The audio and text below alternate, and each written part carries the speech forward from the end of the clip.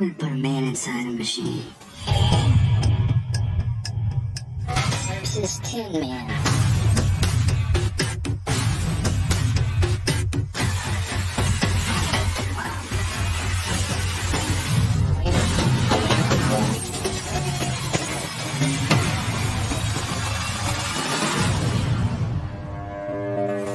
दोस्तों जरा सोचिए, एक आदमी का शरीर पूरी तरह से तबाह हो चुका है और उसका सिर्फ सर और एक हाथ बचा है, फिर भी वो एक ऐसा सूट पहनकर जिंदा रहता है और दुनिया का सबसे खतरनाक आदमी बन जाता है।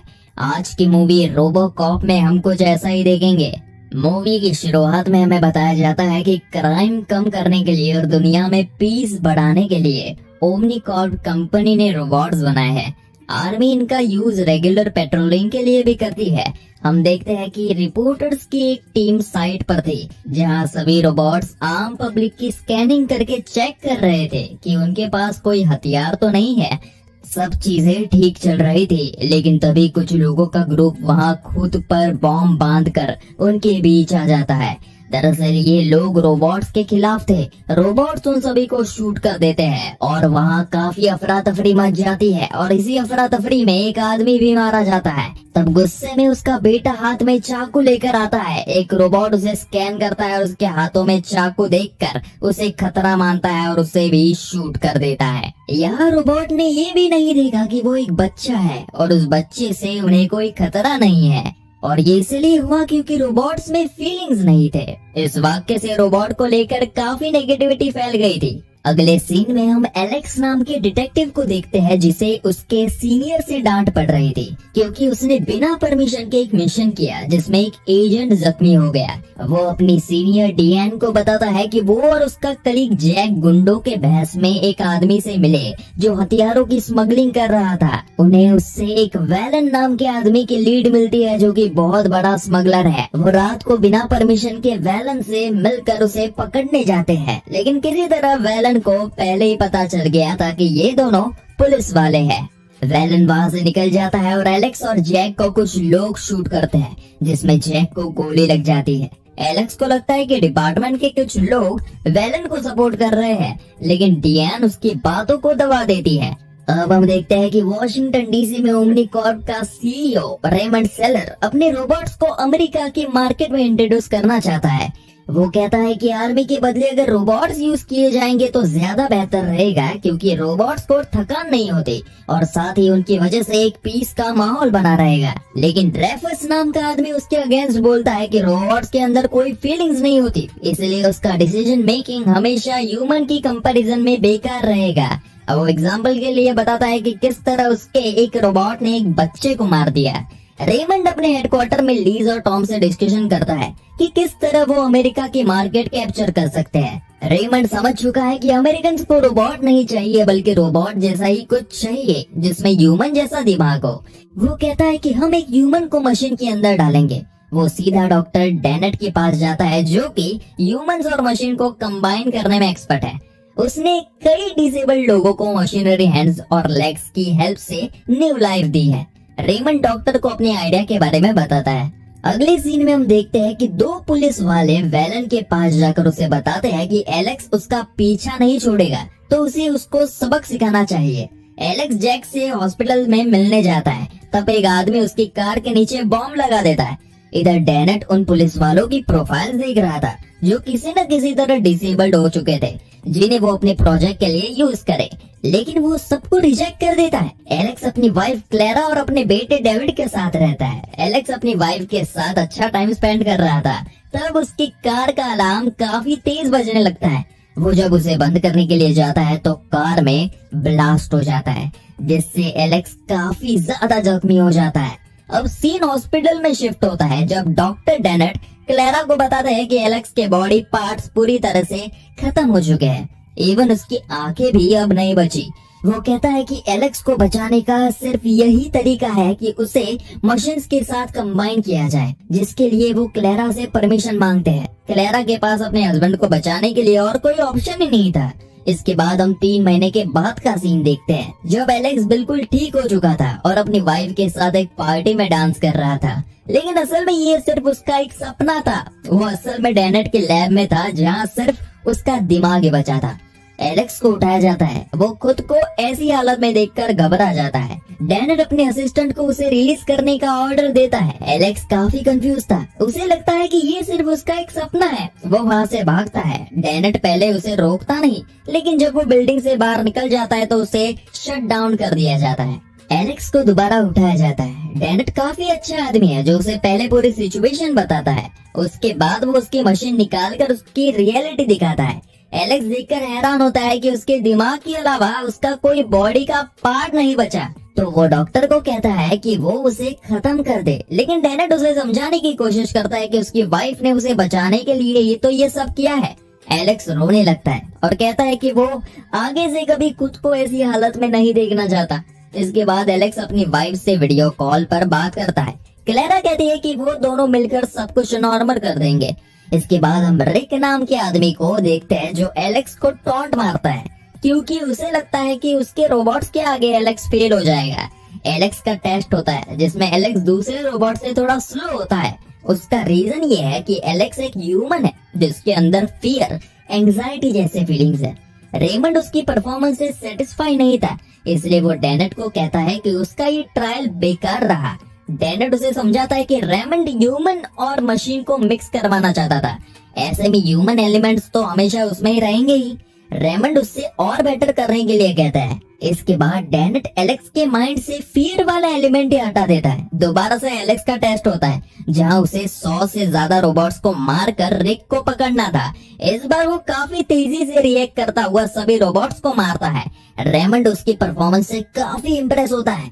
एलेक्स सबको मार गिराता है और आखिर में रिक को भी शूट करता है। रेमंड को जो चाहिए था फाइनली उसे मिल गया था। इसके बाद हम देखते हैं कि एलेक्स 4 महीनों के बाद अपनी वाइफ से मिलने वाला था। वो काफी नर्वस था और क्लेरा का भी यही हाल था। एलेक्स अपने घर जाता है जहां वो अपनी वाइफ और बेटे से मिलता है। इसके बाद वो अपने दोस्त जैक से मिलकर कहता है कि अब क्रिमिनल्स को सबक सिखाने का टाइम है। अगले दिन एलेक्स को सभी लोगों के सामने इंट्रोड्यूस करवाने का टाइम था, जहां ढेर सारी पब्लिक और मीडिया वेट कर रही थी। डेनेट एलेक्स के सिस्टम में सभी क्रिमिनल्स के रिपोर्ट डाल रहा था, जिसमें उनकी क्राइम करते हुए की भी क्लिप्स थी। उसी में एलेक्स वो क्लिप भी देखता है जिसमें उसकी कार में बॉम्ब ब्लास्ट हुआ था और वो जख्मी हुआ था। उसे देखकर वो अनकॉन्शियस हो जाता है और आउट ऑफ कंट्रोल हो जाता है। डेनेट उसे काम डाउन करने की कोशिश करता है, लेकिन उसका सिस्टम क्रैश हो जाता है। लिज डॉक्टर को किसी भी तरह एलेक्स को ठीक करने को कहती है, क्योंकि मीडिया उनका वेट कर रही थी। डेनेट उसके इमोशन लेवल्स को डिक्रीज करने का ऑर्डर देता है। उसके इमोशंस डिक्रीज होते ही वो नॉर्मल होने लगता है। इसके बाद एलेक्स को बाहर ले जाया जाता है। तब वो सभी लोगों को स्कैन करता है। वो अपनी वाइफ और बेटे को इग्नोर करके चला जाता है, क्योंकि उसके अंदर अब इमोशंस नहीं थे। वो भीड़ में भी क्रिमिनल्स को सर्च करता है। उसे एक आदमी दिखता है जो कि वांटेड लिस्ट में था। एलेक्स उस आदमी को इलेक्ट्रिक शॉक देकर पकड़ लेता है। इस इंसिडेंट ने रेमंड के लिए एक प्रमोशन का काम किया, जिससे उसका प्रोजेक्ट आम लोगों की नजरों में आया। अब पुलिस स्टेशन में एलेक्स किसी भी केस को टेक ओवर कर सकता था। इस समय वो एलेक्स नहीं बल्कि सिर्फ एक रोबोट ही था। जैक उससे बात करने की कोशिश करता है, लेकिन वो उस पर ज्यादा ध्यान नहीं देता। एलेक्स अपनी सुपर बाइक में जॉन नाम के मर्डरर की तलाश में निकल जाता है। उसके सिस्टम में सभी सीसीटीवी कैमरास का एक्सेस था, जिससे वो एक आदमी के पास पहुंचता है। वो उससे जॉन का पता पूछता है। वो जॉन के गोडाउन में जाकर सभी लोगों को मारता है, और जब जॉन उस पर एक बॉम्ब फेंकने वाला था तो वो उसे शूट कर देता है, जिससे वो खुद ही मर जाता है। ये सब डेनेट और बाकी सब अपने ऑफिस से देख रहे थे। फियर का अब कोई नामो निशान नहीं था। अब एलेक्स इसी तरह से सभी क्रिमिनल्स को पकड़ने लगा था। पब्लिक भी अब इस प्रोजेक्ट को सपोर्ट करने लगी थी। कुछ दिनों में दोबारा उसके प्रोजेक्ट के लिए वोटिंग होनी थी। वेलन, जिसने एलेक्स के कार में बॉम्ब रखे थे, वो अपने लोगों के साथ अपने गोडाउन में स्मगलिंग कर रहा था। इधर डेनेट लिज से कहता है कि क्लेरा अपने हस्बैंड से मिलना चाहती है, लेकिन लिज और बाकी सब सिर्फ अपनी कंपनी का फायदा देखना चाहते हैं, इसलिए वो लोग एलेक्स को उसकी वाइफ से दूर रखना चाहते हैं। एलेक्स जब राइड करता हुआ जा रहा था तो अचानक क्लेरा उसके सामने आ जाती है और उससे बात करने की कोशिश करती है और उसे बताती है कि उसका बेटा उससे मिलना चाहता है। लेकिन एलेक्स तो इस समय सिर्फ एक रोबोट है, इसलिए वो उसे इग्नोर करके चला जाता है। वो क्लिप्स देखता है जिसमें उसके बेटे को मीडिया हर जगह परेशान कर रही है। डेनेट और उसकी असिस्टेंट लैब में देखते हैं कि एलेक्स क्राइम की जगह अपने बेटे की वीडियोस देख रहा था। वो कहते हैं कि एलेक्स सिस्टम को खुद से कंट्रोल करने लगा है। एलेक्स वहां से अपने घर जाता है जहां वो खुद के एक्सीडेंट को एनालाइज करता है। वो समझ जाता है कि उसे वेलन ने मरवाने की कोशिश की। वो वेलन को ढूंढने की कोशिश करता है लेकिन उसे वो कहीं नहीं मिलता। वो जेरी नाम के आदमी के पास जाता है जिसे हमने मूवी की शुरुआत में देखा था। उससे एलेक्स को वेलन के ड्राइवर के बारे में पता चलता है जिसका फोन ऑन था। एलेक्स उसका फोन ट्रेस करके वेलन के गोडाउन की तरफ निकल पड़ता है। वो अपने ही मर्डर को सॉल्व कर रहा था। वेलन को पता चल चुका था कि वो उनकी तरफ आ रहा है, इसलिए वो रेडी हो चुका था। एलेक्स अंदर एंटर करता है। वहाँ पूरी तरह अंधेरा था। वो सब उसके फेस पर शूट करने की कोशिश करते हैं लेकिन एलेक्स सभी लोगों को शूट करता है और सभी को मार गिराता है। वेलन भी अब मर चुका था। एलेक्स को वहाँ गन पर अपने डिपार्टमेंट के 2 ऑफिसर्स के फिंगरप्रिंट्स मिलते हैं। वो अपने ऑफिस जाकर उन्हें कहता है कि इसी वजह से वेलन कभी पकड़ा नहीं गया क्योंकि उसे डिपार्टमेंट से सपोर्ट मिलता था। वो उनमें से एक को शूट कर देता है और फिर डीएन के पास जाता है जो वेलन के साथ मिली हुई थी। ये सब कुछ पूरा डिपार्टमेंट देख रहा था। एलेक्स डीएन को धमकाता है कि तभी रिक उसे शट डाउन कर देता है और ये बात रेमंड को बताता है। रेमंड समझ जाता है कि उसे एलेक्स का प्रोजेक्ट खत्म करना होगा, नहीं तो फ्यूचर में उसकी वजह से उसे भी प्रॉब्लम होगी। वो मीडिया में ये खबर निकालवाते हैं कि एलेक्स की कंडीशन बहुत क्रिटिकल है, जबकि ये सब झूठ था। अगले दिन वोटिंग होने वाली थी और तब पता चलेगा कि रेमंड की कंपनी के प्रोजेक्ट्स अमेरिका में इंट्रोड्यूस होंगे या नहीं। वोटिंग उनके हक में ही जा रही थी लेकिन क्लेरा मीडिया के सामने आकर रेमंड की कंपनी पर ब्लेम लगाती है कि वो लोग उसे एलेक्स से मिलने नहीं दे रहे। रेमंड को लगता है कि उसकी इन बातों का पब्लिक पर नेगेटिव इफेक्ट पड़ेगा, इसलिए वो लिस को उसके हैंडल करने को कहता है। डेनेट वहाँ पर आकर रेमंड से बहस करता है कि वो गलत कर रहा है। रेमंड कहता है कि वो लोग फेल हो चुके हैं, वो एलेक्स को खत्म करना चाहते हैं और डेनेट के इस प्रोजेक्ट को किसी और पर ट्राई करना चाहता है। डेनेट की लैब को खाली करवाया जाता है और रेमंड को प्रोजेक्ट के लिए अमेरिका में परमिशन मिल जाती है। रेमंड रिक को एलेक्स को खत्म करने के लिए कहता है और उधर लिस क्लेरा के घर जाकर उसे अपने ऑफिस ले जाती है। डेनेट चोरी चुपके अपनी लैब में जाकर एलेक्स का वो स्विच निकालते हैं जिससे रेमंड उसे कंट्रोल कर रहा था। वो एलेक्स को उठाकर रेमंड का सारा सच बताता है कि किस तरह वो उसका यूज करना चाहता था। उधर रेमंड क्लेरा को बताता है कि एलेक्स अब नहीं रहा। एलेक्स अपनी बाइक में रेमंड को मारने के लिए निकलता है। जब रेमंड को ये बात पता चलती है तो वो अपनी बिल्डिंग के छत पर जाकर हेलीकॉप्टर बुलवाता है। एलेक्स बिल्डिंग के नीचे खड़े सभी आर्मी पर्सन्स को वार्निंग देता है जो उसके सामने सरेंडर करते हैं। एलेक्स अंदर एंटर करता है जहाँ रोबोट्स उसे मारने की कोशिश करते हैं लेकिन वो उनसे लड़ता है। दोनों के बीच घमासान लड़ाई होती है। इसी में एक रोबोट उसे शूट करने वाला था कि तभी एलेक्स का दोस्त जैक वहाँ आ जाता है और उसे बचा लेता है। जैक के पास हथियार नहीं थे इसलिए वो रोबोट्स के सामने आ जाता है। रोबोट्स तब तक किसी को नहीं मारते जब तक किसी के पास कोई हथियार ना हो और इसी का फायदा उठाकर एलेक्स अंदर चला जाता है। रेमंड क्लेरा और उसके बेटे को भी अपने साथ बिल्डिंग के टॉप पर ले जाते हैं जिससे वो एलेक्स से बच सके। वो क्लेरा को बताता है कि एलेक्स अपना कंट्रोल खो चुका है और सभी लोग को मारने लगा है। एलेक्स अंदर जाता है जहाँ उसे रिक मिलता है। उसके पास एक ऐसा डिवाइस था जिसे जो भी पहनता है उसे कोई रोबोट नहीं मार सकता, इसीलिए एलेक्स उसे मार नहीं पाता। रिक उसे शूट करके उसे मारने वाला था कि पीछे से आकर जैक उसे मार गिराता है। इसके बाद एलेक्स टेरेस पर जाता है और हेलीकॉप्टर के उतरने से पहले एलेक्स उसे डरा देता है और हेलीकॉप्टर वापस लौट जाता है। एलेक्स अपनी वाइफ को साइड होने के लिए कहता है और रेमंड को सरेंडर करने के लिए कहता है, लेकिन रेमंड के पास भी वही डिवाइस होता है जिसे एलेक्स उसे मार नहीं पाता। रेमंड उस पर गन तान देता और कहता है मैं तुम्हें और तुम्हारी फैमिली को भी मार दूंगा। ये सुनकर एलेक्स को काफी ज्यादा गुस्सा आता है, जिसके बाद वो एक्स्ट्रा फोर्स डालकर अपने ब्रेन से रोबोट बॉडी को कंट्रोल करने की कोशिश करता है और ऐसे करने में वो कामयाब भी होता है।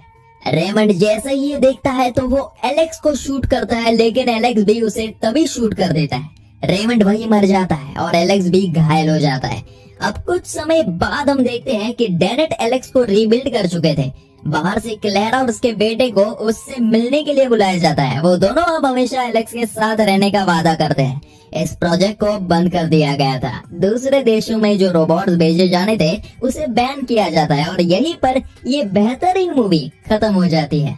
आप कमेंट करके बताइए कि कैसी लगी आपको ये मूवी और वीडियो को एक लाइक जरूर करें।